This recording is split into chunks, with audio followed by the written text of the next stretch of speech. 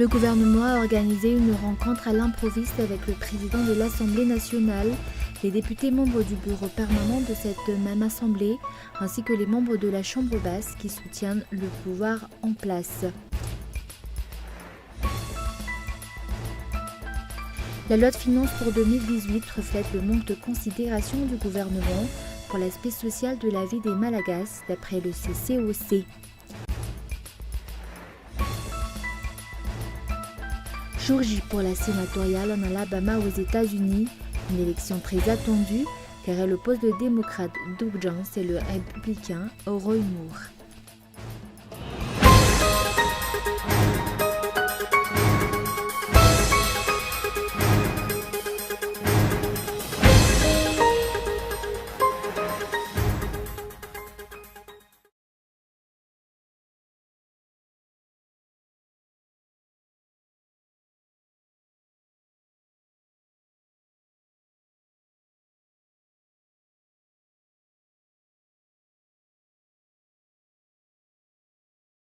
Bonsoir à tous et merci d'être fidèles à ce rendez-vous avec l'actualité en français sur Cool TV.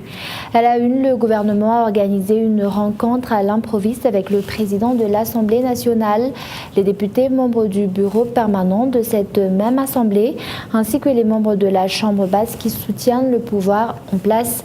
Cette réunion a eu lieu au Development Learning Center à Anous cet après-midi, une rencontre qui a pour but l'examen préalable de l'avant-projet du code électoral d'après le Premier ministre. Reportage de Andra Arson.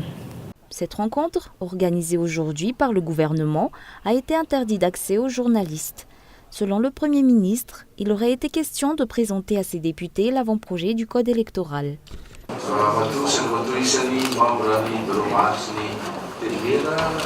Le gouvernement prévoit d'organiser plusieurs rencontres avant la présentation officielle de l'avant-projet de loi sur le code électoral. Cette rencontre, avec ce groupe parlementaire pro-régime, n'est que la première étape. Cette réunion à l'improviste est un nouvel affront à la Constitution.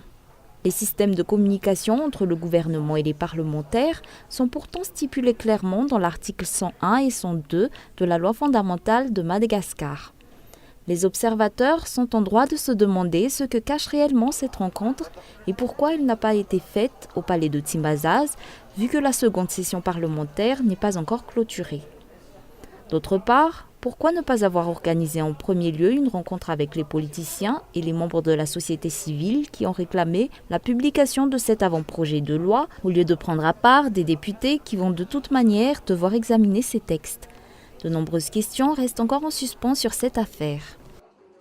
Et toujours sur le plan politique, une réunion a eu lieu aujourd'hui entre les membres du Sénat et des représentants de cette commission consultative pour discuter des améliorations à faire sur le code électoral. La requête de ce comité porte à la fois sur la date de l'élection et le processus électoral. Reportage de Andra Arson. Aujourd'hui au Sénat s'est tenue la première étape du dialogue entre la commission consultative et les membres de la Chambre haute. De nombreux points concernant la mise en place de l'élection de 2018 ont été abordés, à l'exemple de la mise en place d'une élection transparente afin d'éviter une crise pré- et post-électorale. Misy ataontsika recommandation nataon'ny parti politique rehetrarehetra. Les partis politiques ont établi plusieurs recommandations et c'est ces recommandations que le comité de suivi va essayer de respecter pour le bien de la nation. Quelquefois, chaque parti, que ce soit du côté des politiciens ou de celui du gouvernement, doit dépasser certaines contradictions afin de pouvoir respecter les règles du jeu de la démocratie. Masaka tsara le izy, zay vao mifaninana ao anatin'ny règle de jeu madio. Les deux partis ont également évoqué la réalisation effective de l'élection en 2018, comme prévu par la Constitution. L'un des problèmes qui se pose est que cette période électorale tombe en pleine saison de pluie, une des raisons qui amène au débat sur la révision de la Constitution. La seconde session parlementaire sera clôturée dans 4 jours et pourtant le code électoral n'a toujours pas été transmis aux parlementaires pour examen. C'est la principale raison qui a poussé la commission consultative à demander cette rencontre. Et actualité économique, la loi de finances pour 2018 reflète le manque de considération du gouvernement pour l'aspect social de la vie des Malagasy. D'après le CCOC, comparé aux autres domaines, la hausse du budget attribué à cet aspect social est dérisoire. Reportage de Miant Rangianev. Si les dirigeants ont déclaré prioriser l'aspect social de la vie de la population, la loi de finances 2018 contredit cette affirmation. Comparé au budget attribué aux autres domaines, celui assigné à l'aspect social de la vie nationale est minime.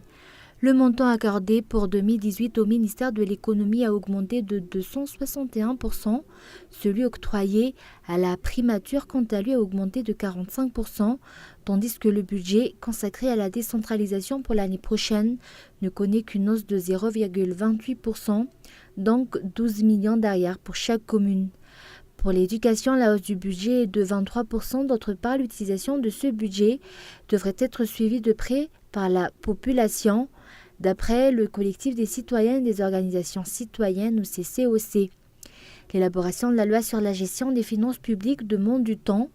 Le collectif des citoyens et des organisations citoyennes réclame ainsi que les avis de tous soient pris en considération lors de l'élaboration de cette loi. À titre de rappel, il a suffi d'une heure aux membres de la Chambre basse pour adopter la loi de finances et du budget pour l'année 2018. De plus, les 78 députés présents ce jour-là n'ont pas jugé nécessaire d'ouvrir un débat avant de voter en faveur de cette loi. Mais également dans l'actualité de ce jour, hier matin vers 9h, un violent incendie a fait rage à Mourdave dans les locaux de la société de pêcherie de Mourdave ou Sopemo.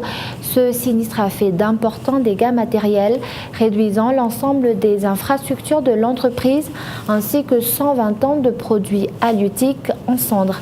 L'origine du sinistre n'est pas encore déterminée, mais d'après les premières estimations, elle serait probablement due à un court-circuit. Cet incendie a semé la panique dans la ville et a laissé derrière plus de 120 personnes qui se retrouvent dorénavant chômeurs. Et à titre de rappel, il y a 3 ans, même date, c'était l'usine de sucrerie Sucoma qui était en proie aux flammes dans cette même ville. Et avant de passer aux actualités internationales, l'ambassade de Chine a offert ce matin un don matériel à la Fédération malagaise de handisport. Il s'agit d'équipements utiles pour 4 types de handicap. Les personnes handicapées sont de plus en plus enthousiastes à l'idée de pratiquer une discipline sportive selon les explications. Reportage de Elie Rabiat. Le don de l'ambassade de Chine pour la Fédération malagaise de handisport est constitué en gros de fauteuils roulants, de cannes blanches et de béquilles. Ces équipements ne servent pas uniquement à des fins sportives, elles peuvent également être utilisées au quotidien. Nous avons eu le plaisir d'apprendre que la Fédération a l'envie de les distribuer aux sportifs de 13 ligues régionales de Madagascar et aux athlètes qui ont besoin pendant le championnat national. Et nous espérons que ces matériels et équipements puissent bien faciliter leur vie privée et professionnelle en leur apportant bonheur et succès. En ce qui concerne la région d'Analamang, de plus en plus de handicapés se lancent de pratiques et des compétitions sportives. La Ligue parasportive d'Analamang est actuellement composée de 11 clubs où toutes les catégories de handicap figurent. Les personnes en situation de handicap à Analamang, on peut dire quand même qu'elles sont assez motivées parce que nous avons 11 clubs sportifs de personnes en situation de handicap et ces clubs recouvrent les 4 types de handicap, à savoir donc le handicap, les déficiences physiques, déficiences intellectuelles, déficiences visuelles et déficiences sensorielles. Environ 300 sportifs sont handicapés dans la région d'Analamang. Pour la plupart d'entre eux, il s'agit d'un handicap mental. La cécité vient en seconde place. Et place maintenant aux actualités internationales. Jour J pour la sénatoriale en Alabama aux États-Unis. Une élection très attendue car elle oppose le démocrate Doug Jones et le républicain Roy Moore donné favori malgré les accusations de pédophilie qui pèsent à son encontre. Reportage de France 24. Créationniste, anti-avortement, homophobe, Roy Moore n'est pas un candidat facile à soutenir pour les républicains. Figure de proue de la droite chrétienne, ses convictions religieuses et personnelles l'ont pourtant rendu populaire en Alabama, un État très conservateur du sud des États-Unis. Nous voulons que notre pays soit sauvé par Dieu, mais nous avons un rôle à jouer là-dedans. Si nous restons humbles, si nous prions et si nous nous détournons de nos mauvaises voies. Cher, prions. Cet ancien magistrat est aussi connu pour avoir été destitué de sa fonction de président de la Cour suprême de l'Alabama à 2 reprises. Après avoir installé une stèle des 10 commandements dans une salle d'audience et pour avoir refusé d'appliquer la reconnaissance du mariage homosexuel par la Cour suprême des États-Unis. Des scandales auxquels s'ajoutent de nouvelles accusations. Début novembre, plusieurs femmes ont accusé Moore de harcèlement et d'agression sexuelle. Certaines étaient mineures au moment des faits. Moore clame son innocence. Permettez-moi d'affirmer une fois de plus que je ne connais aucune de ces femmes, que je n'ai fréquenté aucune d'entre elles et ne me suis en aucun cas livré à une quelconque inconduite sexuelle avec qui que ce soit. Ce ne sont pas seulement des choses étranges comme celles qui se passent, c'est simplement de la sale politique. Ces accusations ont déstabilisé son électorat jusque dans son propre parti. L'autre sénateur républicain d'Alabama a déjà annoncé qu'il refusait de voter pour Roy Moore. Mais le candidat bénéficie désormais d'un soutien de poids. Après 2 premières hésitations, le président Donald Trump a clairement affiché son soutien à Roy Moore, préférant fermer les yeux sur les dernières accusations. Avec seulement 2 voix d'avance au Sénat, la majorité républicaine ne peut se permettre de perdre un siège supplémentaire, qu'importe si le candidat fait polémique. Et enfin, au lendemain de l'attentat raté de New York, l'enquête se poursuit. Le profil du suspect commence à être dévoilé. France 24. La station de Port Authority a retrouvé ses habitudes. Un retour à la normale quelques heures seulement après la tentative d'attentat. Tout près des voyageurs, des policiers aux aguets patrouillent. La station est l'une des plus fréquentées du métro new-yorkais. Elle est située à quelques pas de Times Square. J'ai vraiment peur. Je ne me sens pas en sécurité, mais heureusement c'est notre dernier jour ici. On est content de partir. Voici le suspect arrêté par les autorités, Akayed Oula, un résident de Brooklyn de 27 ans. Inconnu des services de police, il portait sur lui une bombe artisanale qui a partiellement explosé, faisant 3 blessés légers. L'homme est arrivé du Bangladesh en 2011 grâce à un visa de regroupement familial. Sous étroite surveillance dans cet hôpital, il aurait dit avoir été inspiré par le groupe État islamique. Donald Trump a rapidement réagi en réclamant de nouvelles mesures pour durcir les règles d'immigration. Cette attaque souligne la nécessité pour le Congrès de travailler sur les réformes de l'immigration qui améliorent notre sécurité. Nous devons protéger nos frontières, nous devons veiller à ce que les personnes qui entrent dans notre pays ne nuisent pas à notre peuple et nous devons adopter un système d'immigration fondé sur le mérite. En 18 mois, c'est la 3e fois que New York est la cible d'une attaque terroriste. La dernière avait eu lieu le 31 octobre dernier, lorsqu'un homme avait percuté des cyclistes et des piétons à bord d'une voiture bélier. Et avant de se quitter, je rappelle les grands points de ce journal. Le gouvernement a organisé une rencontre à l'improviste avec le président de l'Assemblée nationale, les députés membres du bureau permanent de cette même Assemblée, ainsi que les membres de la Chambre basse qui soutiennent le pouvoir en place.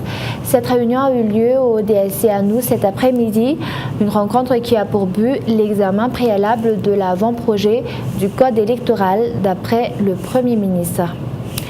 Et la loi de finances 2018 reflète le manque de considération du gouvernement pour l'aspect social de la vie des Malagasy, d'après le CCOC.